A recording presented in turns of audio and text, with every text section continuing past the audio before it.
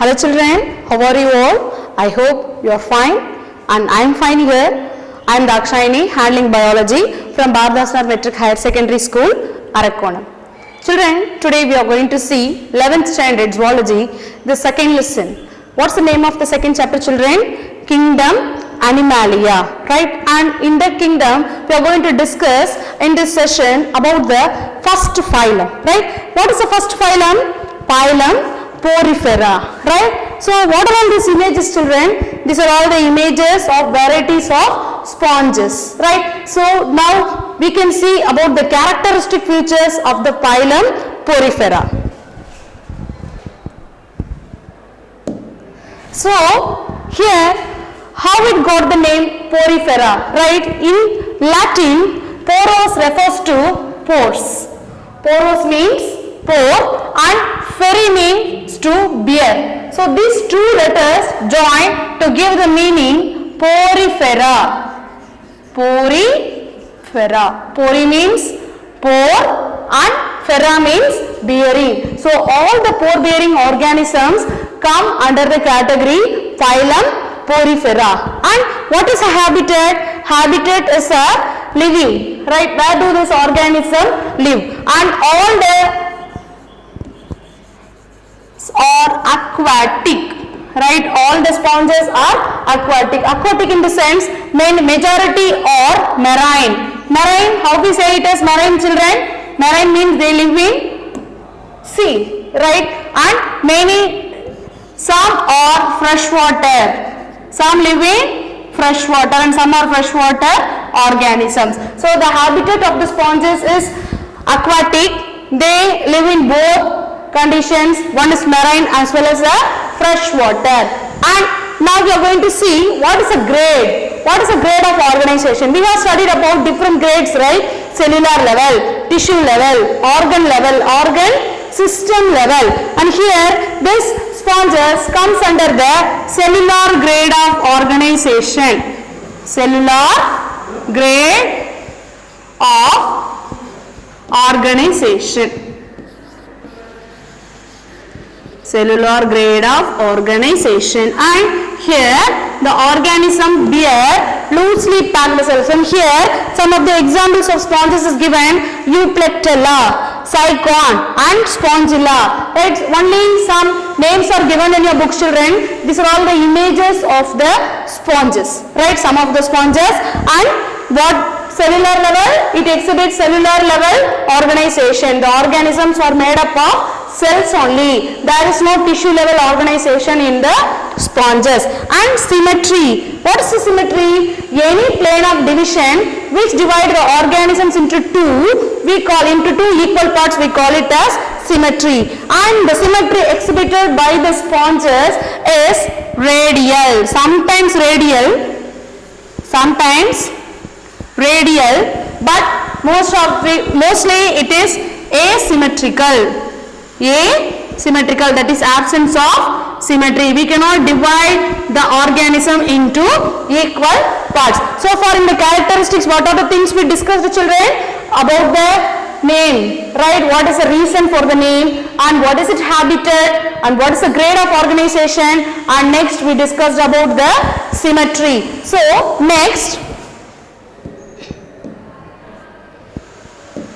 next we are going to discuss about the cells, right? Here you see, children, here we can see minute pores, right? Like this. You can see minute pores throughout the body. These pores, we can call it as ostia. What? We can call it as ostia. Through the ostia, water enters into the cavity. This center cavity, we call it as spongocele. Spongocele. Cele refers to cavity, spongo means sponges. And from the sponges, so from this the water enters here, and from the cavity it moves out through the structure called osculum. This region we call it as osculum. So from the spongocele, water moves out through the osculum. So here this is the mode, and this we call it as an water transport system. Water transport system. So since this all the organisms of the phylum Porifera are aquatic, only the transport of water, all the nutrients, circulation, nutrition, and the movement, everything takes place through the water only. So what is the first opening, children? Ostia. Water enters into the minute pores called ostia, and it reaches the center cavity called as spongiocele. From the spongiocele, the water moves out through the osculum. From this they may ask one more question, from which opening the water enters through, right? And apart from this, you can see two types of cells here, children. Here the outermost cell, like this cells, we call it as pinacocytes. What we call? Pinacocytes. So outermost covering flat cells which helps in protection, we call it as pinacocytes. Pinacocytes, right? And this innermost flagellated cells, we call it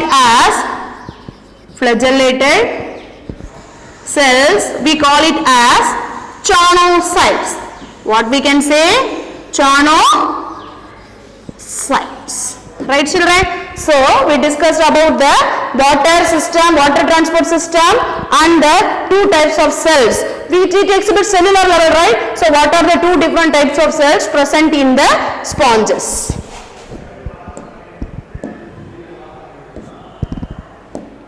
Next, now we are going to study about the skeletal modification, right? What are the things which is present, which gives support to the sponges? There are many type of structures which give support, children. In that, the first one is made of siliceous spicules, right? It is made of silica.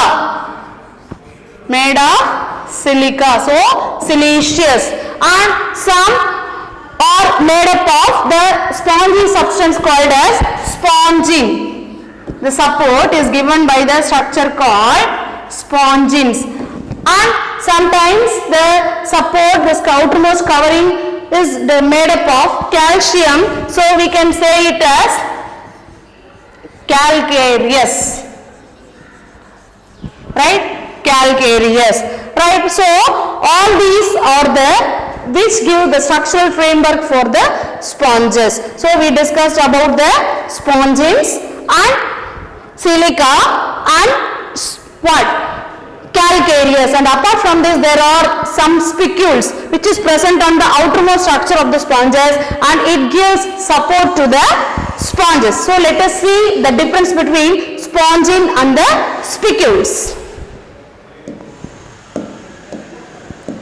So this is the spongin, children, which is present inside the sponges, right? This is a spongin, and it gives framework, it gives a structure for the sponges, and this one is a spicules, which is made of calcium or sulfide, and it gives the outermost structure of the sponges. So they may ask a difference between spongin versus spicules. In the study material regarding this one, question has been asked, children, how will you differentiate spongin from the what? Spicules, right?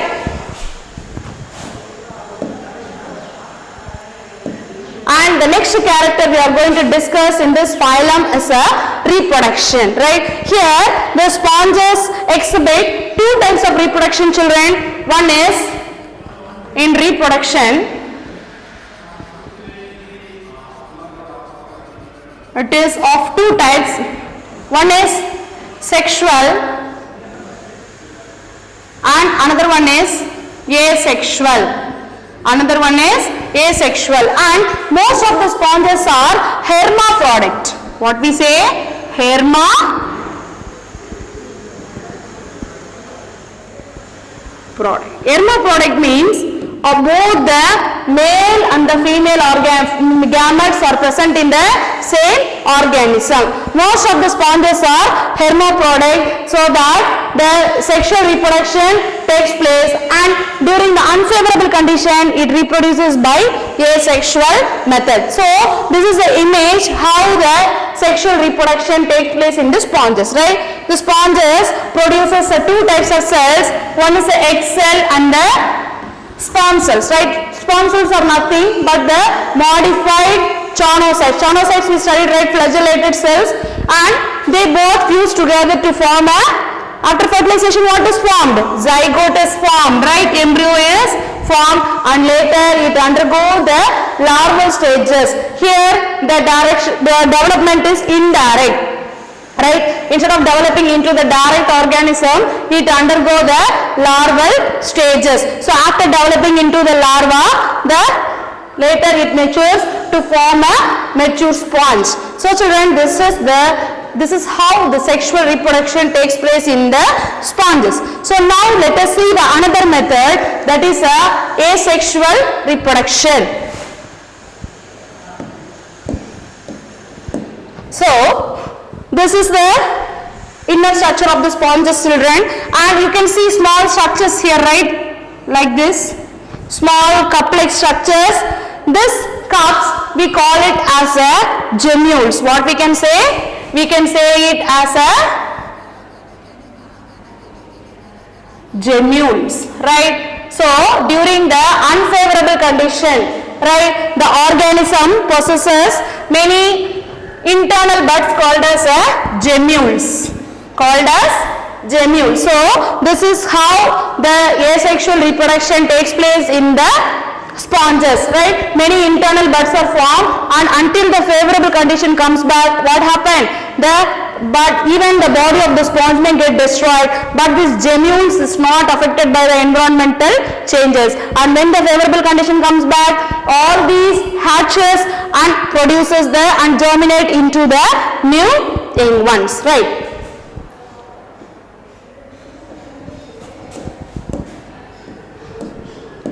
So now we are going to discuss about the larva, and I told you that after reproduction it undergoes the two stages, right? Two larval stages, and one is a parenchyma and amphiblastula. Underline it, children, right? This is the image of the larva, parenchyma, and this is the image of amphiblastula. So from this they may ask a question, what are the larvas of the porifera or the sponges, and after studying all the phylums they may ask the larvas in the match of following also, right?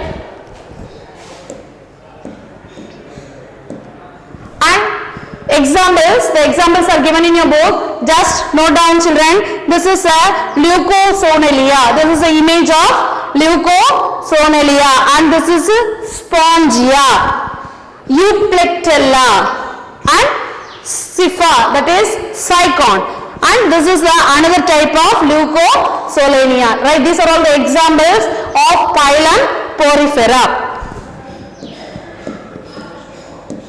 So children, with this session comes to an end. In this session we have discussed about the phylum Porifera and what are its characters, the examples, and what are all the larvas and the images of various sponges. So go through this topic very well, children, and listen to and in the description box we have given the study material, assessment, and the question bank for this lesson. Go through it and practice the diagrams in your notebook. Thank you, children. Have a nice day.